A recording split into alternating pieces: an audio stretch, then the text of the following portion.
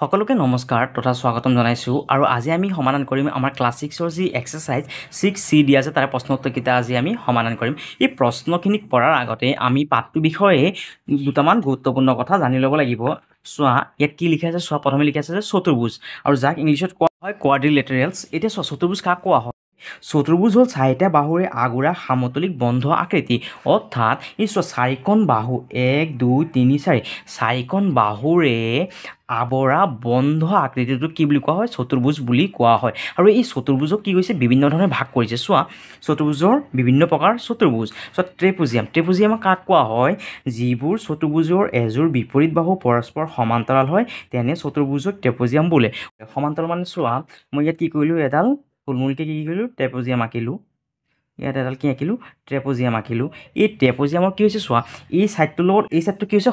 সমান্তৰাল মানে চোৱা সমান্তৰাল মানে কি হ'বগৈ? ইয়াত যদি মই এডাল আঁচ টানিলোঁ এনেকুৱাকৈ, আৰু ইয়াত যদি এডাল আঁচ টানিলোঁ, চোৱা এই আঁচ দুডাল কি হ'বগৈ? কেতিয়াও কি হ'বগৈ? ক'তো গৈ কি হ'বগৈ? এডালে আনডালক কি হয়? টাচ নকৰেগৈ, কেতিয়াও স্পৰ্শ নকৰেগৈ। আৰু ইয়াকে কি বুলি কোৱা হয়? সমান্তৰাল বুলি কোৱা হয়। চোৱা এই ট্ৰেপুজিয়ামে কি হৈছেগৈ? এই আঁচডাল যদি আমি কি কৰোঁ? বহাই গৈ থাকোঁ, এই আঁচডালৰ লগত এই আঁচডাল কি হৈছে? কেতিয়াও কি নহ'বগৈ? নিমিলিবগৈ, হয়নে? আৰু ইয়াকে কি বুলি কোৱা হয়? সমান্তৰাল বুলি কোৱা হয়। আৰু এতিয়া চোৱা এই ছাইডৰ যোনটো কি আছে? আঁচখন আছে, এই ছাইডৰ আঁচখন যদি আমি যদি বহাই গৈ থাকোঁ, চোৱা ট্ৰেপুজিয়ামৰ এই ছাইডত যদি আঁচখন যদি এনেকৈ বহাই গৈ থাকোঁ, আৰু এই ছাইডত যদি আঁচখন যদি এনেকৈ যদি বহাই গৈ থাকোঁ, কি হ'বগৈ? চোৱা এটা নিৰ্দিষ্ট পইণ্টত গৈ কি হ'বগৈ? চোৱা আঁচ দুডালে কি হৈ যাব?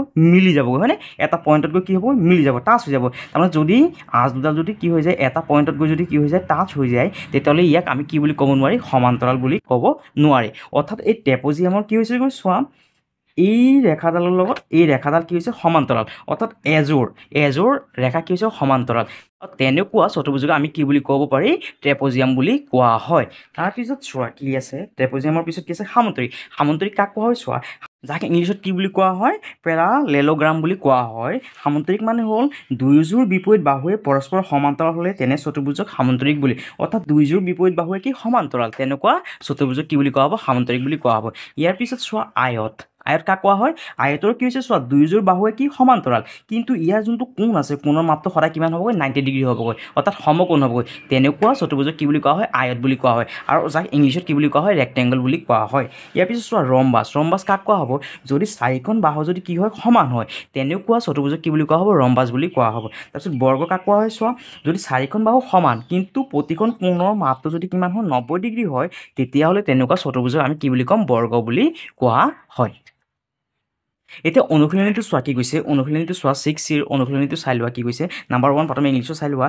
In the following statement put correct in the correct one and cross in the incorrect one. অৰ্থাৎ কৈছে তলৰ উক্তিবোৰত শুদ্ধটো শুদ্ধ চিন আৰু অশুদ্ধটোত অশুদ্ধ চিনটো দিয়া। এতিয়া চোৱা ইয়াত কি কৈছে? চোৱা ইংলিছত চোৱা কি কৈছে? 4 sides of rectangle are equal। আৰু অসমীয়াত কি কৈছে? চোৱা আয়তৰ চাৰিওটা বাহু সমান। আয়তৰ কৈছে কি? চাৰিওটা বাহু সমান। চোৱা ইয়াত এখন আয়ত আঁকা, ইয়াত এখন আয়ত আঁকিলোঁ, ইয়াত এখন মই কি আঁকিলোঁ? আয়ত আঁকিলোঁ। চ' আয়তৰ চাৰিখন বাহু সমান নেকি? চাৰিখন বাহুটো সমান নহয়। এই চাইডৰ বাহু যোনখন আছে, এই চাইডৰ বাহুখনৰ লগত এই চাইডৰ বাহুখন মিলিব জানো? নিমিলেগৈ, হয়নে? অৰ্থাৎ এই চাইডৰ বাহুখনৰ লগত এই চাইডৰ বাহুখন নিমিলেগৈ, আকৌ এই চাইডৰ বাহুখনৰ লগত এই চাইডৰ বাহুখন নিমিলেগৈ, হয়নে?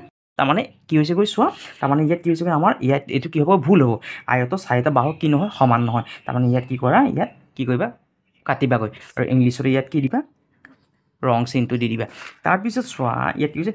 সামন্তৰিকৰ দুয়োযোৰ বিপৰীত বাহু সমান্তৰাল। সামন্তৰিকৰ কি? দুয়োযোৰ বিপৰীত বাহুৱে সমান্তৰাল, হয়নে? আমি ইয়াত পাইছিলোঁ। চোৱা সামন্তৰিকৰ এইটো সামন্তৰিক ইয়াত কি লিখি আছে? চোৱা দুয়োযোৰ বিপৰীত বাহুৱে পৰস্পৰ সমান্তৰাল। তাৰমানে কি হ'ব? আমাৰ 2 নম্বৰটো কি হ'বগৈ? এনচাৰটো কি হ'বগৈ? ৰাইট হ'ব, হয়নে? ইয়াত কি কৰা? ৰাইট চিন দিয়া। তাৰপিছত 3 নম্বৰটো চোৱা কি কৈছে? ৰম্বাছৰ প্ৰতিটো কোণে 90 ডিগ্ৰী। ৰম্বাছৰ কিন্তু প্ৰতিটো কোণ 90 ডিগ্ৰী নহয়। ৰম্বাছৰ কি হয়? বাহুখিনিয়ে কি হয়? সমান। চোৱা ৰম্বাছ কাক কোৱা হয়? এইটো ইয়াত চোৱা ৰম্বাছত কি লিখি আছে? চোৱা কৈছে ইয়াৰ আটাইকেইটা বাহু সমান, বাহুখিনি সমান, কিন্তু ইয়াৰ কোণখিনি কিন্তু 90 ডিগ্ৰী নহয় প্ৰতিটোৰ। সেইকাৰণে এইটো কি হ'বগৈ? আমাৰ ৰং হ'বগৈ। ইয়াত কাটি দিয়া। তাৰপিছত 4 নম্বৰটো চোৱা কি কৈছে? সকলো আয়তেই সামন্তৰিক। কি কৈছে? সকলো আয়তেই সামন্তৰিক। তাৰমানে এইটো কি হ'বগৈ? ৰাইট হ'ব। সকলো আয়তে কি? সামন্তৰিক। তাৰপিছত চোৱা নাম্বাৰ 5টো চোৱা কি কৈছে? সকলো সামন্তৰিকেই ৰম্বাছ। সকলো সামন্তৰিক কিন্তু কি নহয়? ৰম্বাছ নহয়। তাৰমানে এইটো কি হ'বগৈ? ক্ৰছ হ'ব, অৰ্থাৎ আমাৰ কাটিবগৈ লাগিব। তাৰপিছত চোৱা নাম্বাৰ 6টো চোৱা কি হৈছে? সকলো বৰ্গৰ আয়ত। সকলো বৰ্গই আয়ত, এইটো কি হ'ব আমাৰ শুদ্ধ হ'ব। তাৰপিছত নম্বৰ 7টো চোৱা, এটা আয়তৰ চাৰিওটা বাহু সমান হ'লে সি এটা বৰ্গ। এটা আয়তৰ চাৰিওটা বাহু সমান হ'লে, আয়তৰ যদি চাৰিটা বাহু সমান হয় তেনেকুৱা আয়তক কি বুলি কোৱা হ'ব? বৰ্গ বুলি কোৱা হ'ব। এইটো কি কৰা? শুদ্ধ চিন দিয়া। তাৰপিছত 8 নম্বৰটো চোৱা কি হৈছে, এটা বৰ্গৰ চাৰিটা বাহু সমান দৈৰ্ঘ্যৰ হয়। এটা বৰ্গৰ চাৰিটা বাহু কি হয় চোৱা, বৰ্গৰ চাৰিটা বাহু কি হয়? সমান হয়। চোৱা বৰ্গৰ চাৰিটা বাহু কি হয়? সমান। অৰ্থাৎ এইখন চাৰিখন বাহু কি হয়? বৰ্গৰ সমানে হয়। তাৰমানে এইটো কি হ'বগৈ ইয়াত? ৰাইট চিনটো দিয়া। তাৰপিছত চোৱা 9 নম্বৰটো চোৱা, ট্ৰেপেজিয়ামৰ আনযোৰ বাহু সমান্তৰাল হ'লে ই সামন্তৰিক হ'ব। কৈছে ট্ৰেপেজিয়ামৰ কি হয়? ট্ৰেপেজিয়ামৰ চোৱা ইয়াত চাই লোৱা, ট্ৰেপেজিয়ামৰ কি হয়? এযোৰ বাহুৱে কি হয়? সমান্তৰাল। কৈছে যদি দুয়োযোৰ যদি বাহু যদি সমান্তৰাল হয় তেতিয়াহ'লে ই কি হৈ যাবগৈ? কি হৈ যাব? সামন্তৰিক হ'ব, হয়নে? অৰ্থাৎ ইয়াত কি লিখিছোঁ? ট্ৰেপেজিয়ামৰ আন দুযোৰ বাহু সমান্তৰাল হ'লে ই সামন্তৰিক হ'ব। তাৰমানে এইটো কি হ'বগৈ?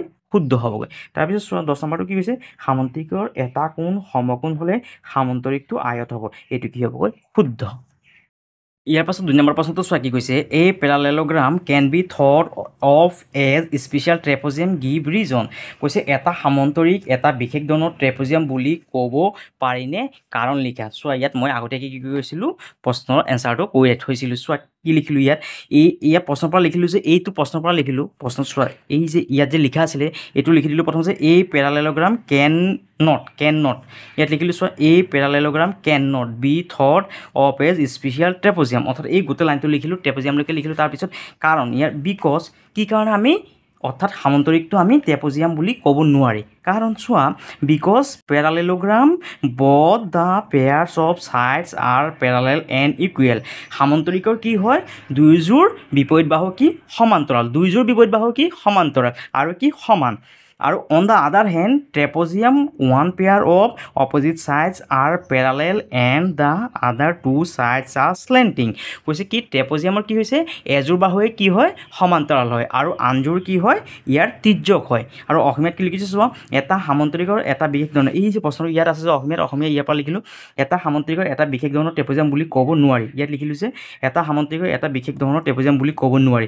কাৰণ সামন্তৰিকৰ দুয়োযোৰ বিপৰীত বাহু পৰস্পৰ সমান্তৰাল আৰু সমান, আনহাতে ট্ৰেপেজিয়ামৰ এযোৰ বিপৰীত বাহু পৰস্পৰ সমান্তৰাল আৰু আনযোৰ বাহুক তিৰ্যক বোলে। এইটো হ'ল কি আমাৰ 2 নম্বৰৰ আনচাৰ। অৰ্থাৎ এই ছবিখনৰ পৰা আমি ইয়াৰ প্ৰশ্নটো ভালকৈ বুজি পাম যে চোৱা সামন্তৰিকৰ কি হৈছে? চোৱা দুয়োযোৰ বিপৰীত বাহু কি? সমান্তৰাল। কিন্তু ট্ৰেপেজিয়ামৰ কি হৈছে? চোৱা এযোৰ বাহুৱে কি? সমান্তৰাল। সেইকাৰণে আমি এই ট্ৰেপেজিয়ামৰ সামন্তৰিক এটা বিশেষ ধৰণৰ সামন্তৰিক বুলি ক'ব নোৱাৰি। পিছত 3 নম্বৰ প্ৰশ্নটো চোৱা কি কৈছে, all squares are rhombus give reason. সকলো বৰ্গই ৰম্বাছ কাৰণ দৰ্শোৱা। চোৱা ইয়াত কি কৈছে, মই কি কৰিলোঁ? এনচাৰকেইটা কৈ থৈছিলোঁ। চোৱা কি লিখা আছে, all sides and all angles of squares are equal. অৰ্থাৎ কৈছে যে বৰ্গৰ প্ৰতিটো বাহু আৰু প্ৰতিটো কোণ কি? সমান। On the other hand all sides of a rhombus are equal. আৰু ৰম্বাছৰ কি হয়? প্ৰতিটো বাহুৱে কি থাকে? সমান থাকে।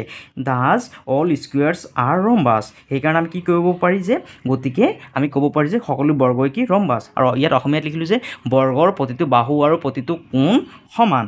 প্ৰতিটো কোণৰ মাপ কিমান? 90 ডিগ্ৰী। আনহাতে ৰম্বাছৰ প্ৰতিটো বাহু সমান, গতিকে সকলো বৰ্গই rhombus.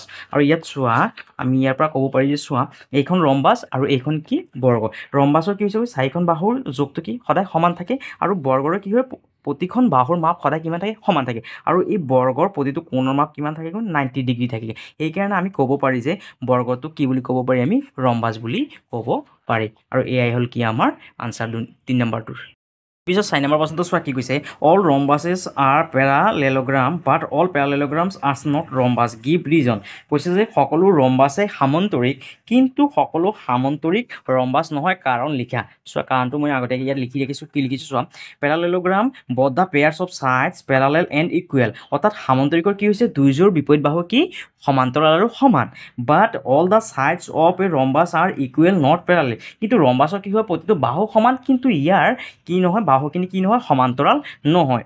দাজ all rhombus are parallel but all parallelograms are not rhombus. আৰু এই দাজটোৰ পৰা আমি এইটো কি কৰিলোঁ? এয়া প্ৰশ্নৰ পৰা লিখিলোঁ। চোৱা প্ৰশ্নটো কি আছিল চোৱা, এইটো অল ৰম্বাছ আৰ পেৰালেল, এইটো দাজৰ পৰা লিখিলোঁ। Thus all rhombus are parallelogram, all rhombus are parallelogram but all parallelograms are not rhombus, but are parallelogram but all parallelograms are not rhombus ইয়াক কি কৰিলোঁ আমি প্ৰশ্নৰ পৰা লিখিলোঁ এই দাজৰ পৰা কি কৰিলোঁ এইটো আমি প্ৰশ্নৰ পৰা লিখিলোঁ আৰু অসমীয়াত কি হৈছে চোৱা এইটো সামন্তৰিকৰ দুয়োযোৰ বিপৰীত বাহু পৰস্পৰ সমান্তৰাল আৰু সমান সামন্তৰিকৰ কি হয় দুয়োযোৰ বিপৰীত বাহু কি হয় পৰস্পৰ সমান্তৰাল আৰু কি হয় সমান হয় কিন্তু ৰম্বাছৰ কি হয় ৰম্বাছৰ সকলো বাহু সমান বাহুখিনি সমান কিন্তু বাহুবোৰ কি নহয় সমান্তৰাল নহয় সেয়েহে আমি সকলো ৰম্বাছে সামন্তৰিক কিন্তু সকলো সামন্তৰিক ৰম্বাছ নহয় এই লাইনটো কি কৰিলোঁ সেয়েহে পিছত এই সকলো যে আছে এইটো কি কৰিলে আমি এই প্ৰশ্নৰ পৰা লিখিলোঁ চোৱা সকলো ৰম্বাছে সামন্তৰিক কিন্তু সকলো সামন্তৰিক ৰম্বাছ নহয় কিন্তু সকলো সামন্তৰিক ৰম্বাছ নহয় আৰু এইটোৱেই হ'ল কি আমাৰ 4 নম্বৰটোৰ আনচাৰ